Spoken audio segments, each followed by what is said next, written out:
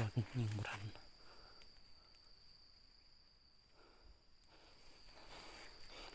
อยู่เตือนยิง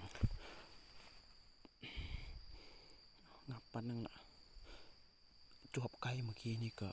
ตัวบุเข้าจะมันตื่นเขายิงตัวไหนเขายิงในแล้วมันบินขึ้นก็ไม่ห้องอยู่ตัวบุเข้าอ่ะเดี๋ยวออกไปต้นเนาะเลาะไปแถวถึงนั้นแล้วก็ประมาณ8 โมง 9 โมงเราก็สิลงเพราะว่าบ่ได้เขามาเลยกันไหนเต็มนึงไก่ป้าบ่เฮคันอย่างนี้ว่าปริงเสียงคันกระบาดโอเคไปติดตามไปนะเลาะขึ้นไปถึงเลยไก่ก็คันแบบแต่ว่าไก่ป้าบ่ตอดไก่เบี้ยห้าวติดตามไปเลาะขึ้นถึงก่อนไปเลาะจอบกันไหนเมื่อกี้กับกันไหนก็ห้องอยู่นะเอาจอบซื้อตัวไก่หรือปริงจ้ะ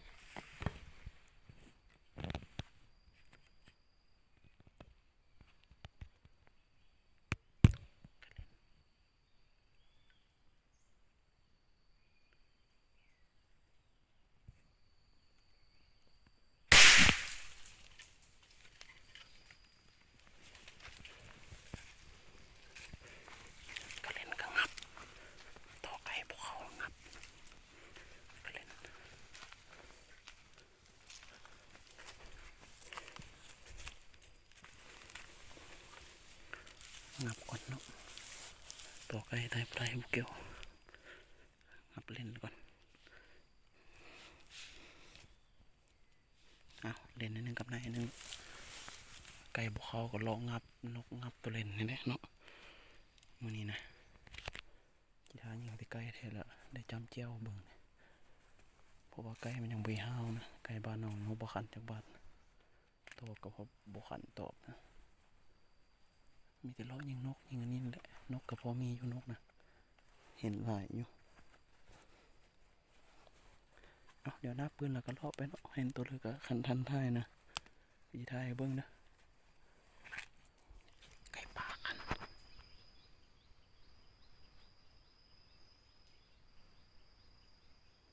อันอยู่เตอร์เด็กจบสักคน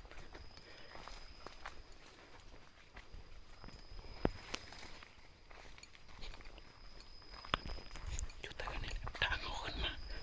ตอนนี้เอาลงเมื่อแล้วเนาะมีแต่ว่าไปจบสักไก่วิดีโอนี้ก็บ่มีหลายๆเนาะเพราะว่ามาหล่อลัด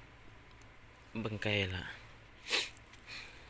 ยิงปืนแต่2 บาทแต่จะลงเมื่อแล้วเนาะ9 โมงอะไรสิเนี่ยบ่ได้มาเที่ยวมืดๆวันนี้นะมาหล่อลัดเบิ่งไก่แล้วก็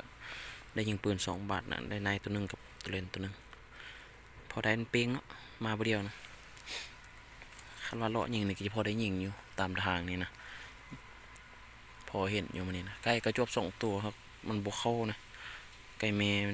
โตแล้วห้องอยู่แต่ว่ามันบ่เข้าเนาะบ่แม่นตัวผู้เอ้าเดี๋ยวเชี่ยวเมื่อแล้วบัดนี้นะ9 โมงปลาย10 โมงยังอ่ะหิวข้าวเลยชีวิตโดนี้ก็บ่มีหยังหลายเนาะยิงปืน2 บาทรอรัดเบิ่งไก่ลงคอนแล้วก็บ่มีซ้ำมันยังบ่ได้ยิงซ้ำฟ้าจากออกหนาวๆหน่อยนึงไก่บ่เฮาไก่ตัวก็บ่คันโอเคคลิปวิดีโอนี้ก็จะมีเพียงซ้ำนี้เด้อฝากติดตามไป